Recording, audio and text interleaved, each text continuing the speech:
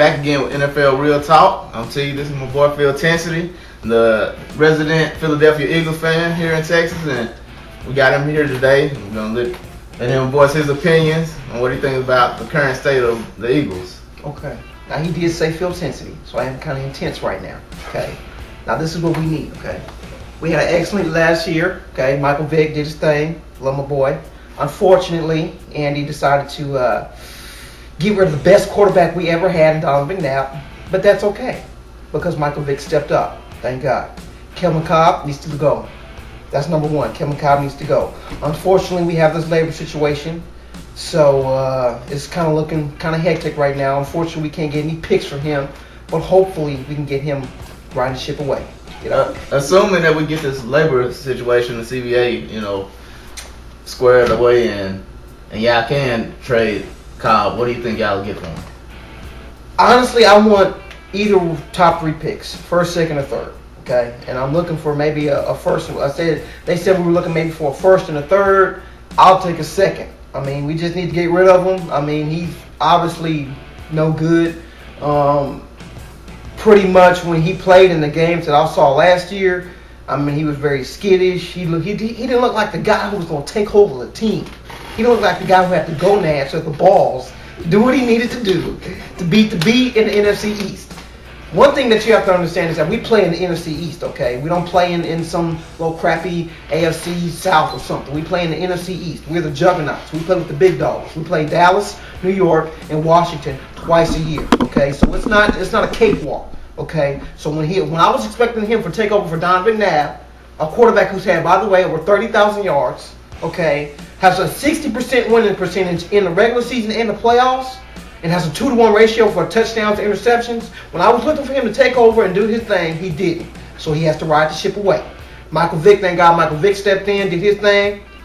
Unfortunately, looking at the draft, I know our top need is offensive line. We gave up 52 sacks last year. That's unacceptable, especially when you have the number one mobile quarterback in the league. You think since this guy would be mobile that we wouldn't give up this many sacks. We gave up 52 sacks last year, and also you saw in the playoff game against Green Bay, it was just basically sack city. I mean, Vic didn't have any time to do anything, and you saw our offense just got eaten up. So one of the things I'm looking at is offensive tackle. Right now I'm looking at Gabe Kamari out of Wisconsin. Nice guy, 6'8", 320. Looks like he's an excellent run blocker because he came from Wisconsin. Wisconsin loves to run the football. He's an excellent pass blocker, and so that's what we need. Another thing, I want Tyrod Smith if we can't get Kamari out of USC. He's 6'5", 310. A little bit shorter than Kamari, but he's a good stock. USC usually comes out with some good offensive linemen. So those are my 2 offensive tackle needs, and then at linebacker because our defense is just horrible. Okay, so what I want our strategy to be as an Eagle is I want it to be our first round draft pick should be going towards offensive line. Okay, then our further draft picks should be defense and maybe a backup running back. Okay, now our number 1 defensive need, of course, is linebacker. Okay, Stuart Bradley broke his elbow. He wasn't a man. He was a little boy. Obviously, you can play with a cast on your elbow, but he didn't decide to go, so he got to ride the ship. He got to ride the pine. Okay. Next, we got. I was really excited that we got Ernie Sims. But obviously, he proved that he was a scrub with 55 tackles. So, how many games he started? This guy started 14 games at weak side linebacker. 55 tackles. 55 tackles. I know Little League football players who play 9 games, okay, and get more tackles than that. And you at weak side linebacker? Are you serious? If Ernie Sims, if you watching this video, you are a scrub. You need to do better. You are not in Detroit anymore, okay? You are not in Detroit. You are in a Philadelphia Eagle. You have come to a team who wins 10 to 11 games a season, who goes to the playoffs consistently. Step your game up, boy. So do y'all need 2 linebackers? We obviously need plenty of linebackers, okay? We need plenty. Because I'm sick and tired of this crap. But we're sitting here, all I got to say is, my Eagles fans know, number 44. That's enough said. Number 44. Didn't even know this guy. Comes out of Green Bay, comes off the street. Comes out of Green Bay and just runs all over us during the playoff game. Number 44. I don't even know the guy's name. Starks. I don't know the guy's name. It's not relevant. He is not relevant. This guy was not relevant in the season. This is how unrelevant this guy was. This guy had 108 in the regular season. 16 games, had 108 yards. Guess how many yards he had against us? 129 in one game. Are you serious? Are you serious? To his defense, he did kind of keep up. He fell off after that game, but he still produced. Yeah, he fell off. You know why he fell off? Because he played some good defenses. Because our defense is such a scrub.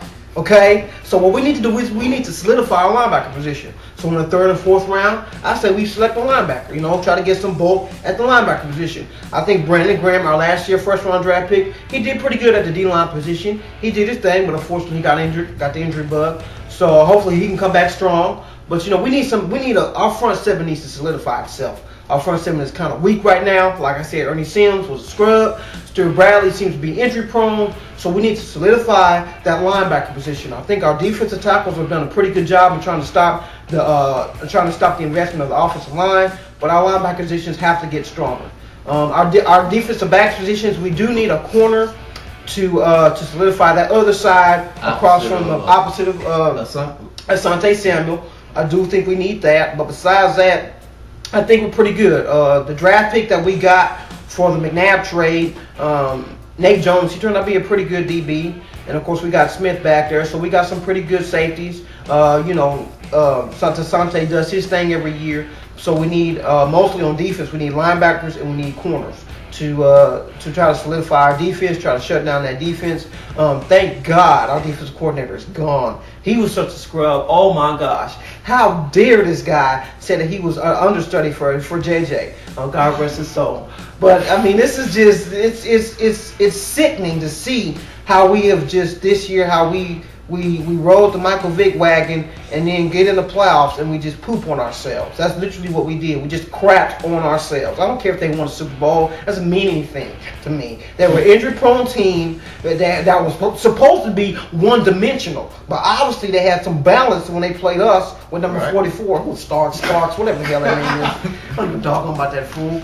But we need to solidify our running back. We also need to solidify our running back position. How do you plan on doing that? And still in the draft, but you're already taking up the first 3-4 picks with Well, you can always find a good running back. Okay, you can always find a good, solid running back. I believe this year we have 10 picks, so we have plenty of picks to go around. Okay, so after we address our top need, which is offensive tackle, after you address some of our defensive needs, then lastly we can maybe address our running back needs. I think we really just need to solidify that position. You know, the NFL is becoming a two-back league now, to where teams have to have two good backs in order to really have a really great run game. And of course, our current running back right now, he's out of Pittsburgh. He's an excellent guy. He's kind of a Brian Westbrook mold, but McCoy, yeah, but he's kind of a Brian Westbrook mold, but he's not a 300 carry back. Okay, what we need as the Eagles is first of all we need balance. Okay, Andy. Now, if Andy's watching this, we need balance, Andy. Stop throwing a damn football every single time. We need balance, and with balance, you need a good 300 carry back. You need a good strong back. Unfortunately, McCoy's not that. He's more of a Brian Westbrook mode. Okay, and so one of the things as an Eagles fan that's always plagued us in the playoffs and even in the regular season from getting over that hump is on these 3rd and 1s and these 3rd and 2s, and they don't know what the heck to do because we don't have the personnel to sufficiently get those 3rd downs that are short yards. So some running backs I'm looking at are Danielle Thomas out of Kansas State. He's a good pounder, 6 feet, 230. I'm looking at Kendall Walker. He's a pretty good guy. He's kind of a little bit more bulkier than and a little bit more of a pounder than McCoy. I'm also looking at Darrell Scott out of Maryland. He's about 6 foot, 211. He's a good guy that can be there in the late rounds, maybe a steal. Somebody that we can get in there that can get physical, that can be a physical running back, can be kind of the thunder to McCoy's lightning. Can get the 3rd and 2s, the 3rd and 3s, the 3rd and 1s, maybe even come in and for some goal line packages. I think our fullbacks have done an excellent job. Owen Schmidt did a great job after our starting fullback got hurt. So I think those are mostly those are the needs that we need to address in this draft. Now, hopefully, one need that we also need to address, like I said, is get rid of Cobb. This guy is not good at all. I don't give a doggone if he's from Houston. Obviously, you saw when he was at Houston, it was mostly the program that helped him out instead of the quarterback. What about your backup quarterback position? You know, because Vic only has 1 year under his belt. What if he regresses or injury? I think the key thing with that is we drafted the quarterback out of out of Northwestern last year. I think he's a good solid. Kafka, yes, Kafka. He's a good solid quarterback. I saw some things out of him in the offseason during training camp, so I think he's a good guy to be that number 2. And the key thing is with Vic is he's great when he's healthy. Okay, and so how can we solidify Vic for being healthy? How can we solidify him from not being injury prone? And that's by beefing up our offensive line. Like I said earlier, we gave up 52 sacks last year, and we supposedly have the most mobile quarterback in the NFL. That's unexcusable, Andy. That's unexcusable. As an offensive lineman from BYU, you should understand how important the offensive line position is. But obviously you don't. So you need to solidify the offensive line position. Sick and tired of this crap sitting here. 52 sacks. Did you see the first play of the game during the playoff game against the Green Bay Packers? It was a sack. That's pitiful. That's pathetic.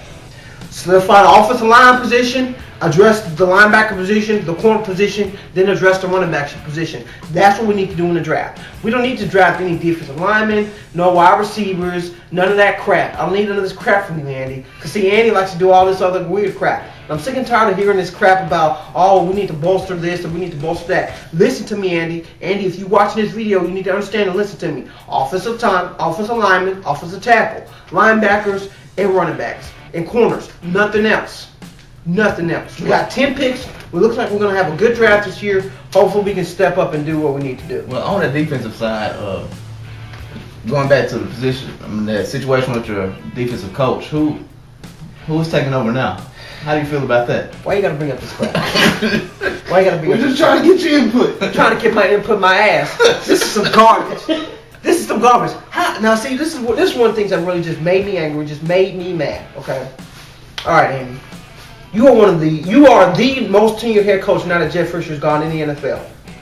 I'm sure you have an excellent NFL resume and an excellent NFL network as far as networking with other coaches and trying to get other coaches to come to our organization. How in the heck did you let go of Sean McDermott, who wasn't doing his job, and get the offensive line coach to be the defensive coordinator? That is inexcusable. That is Oakland-esque. What kind of defensive background is that? I don't know. I looked this guy up on Wikipedia, and he was like the Little League defensive coordinator. This guy has no defensive resume whatsoever. I don't understand how we are one of the most coveted pro organizations in the NFL, and we can't find nobody. Out of the college ranks.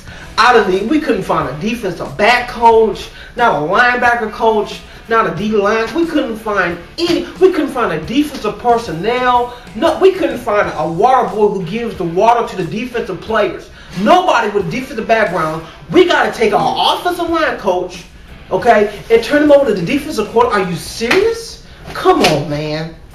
Come on. For real. You are a top 10 NFL coach with a huge resume, and you can't find anybody in your network to come and coach our defense? That is inexcusable. Okay, that is inexcusable. If our defense he's on a short leash. He has 8 weeks. He doesn't even have a full season. If our defense sucks by week 8, get rid of him. Get him, show him the door. That is unheard of. An offensive lineman coach becoming a defensive coordinator? I don't know what to say. Maybe the background. He worked with Ron Rivera.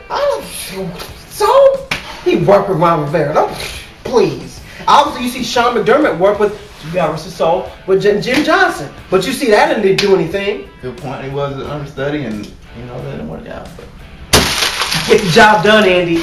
Get it done. Get it done. I'm sick and tired of this crap. I'm here in the great state of Texas, Andy, and I'm around all these Dallas fans, and all I say is talk about championships and rings. I can't say anything, Andy, because we don't have a championship. We don't have a ring. Get it done, Andy. I want to wear a championship T-shirt, Andy. I don't want to wear any NFC championship crap. I want a Super Bowl T-shirt, Andy. Get it done. I'm through. Well, that concludes this segment on NFL Real Talk. We would like to thank Phil Tinsley for showing up and voicing his opinions on the Philadelphia Eagles.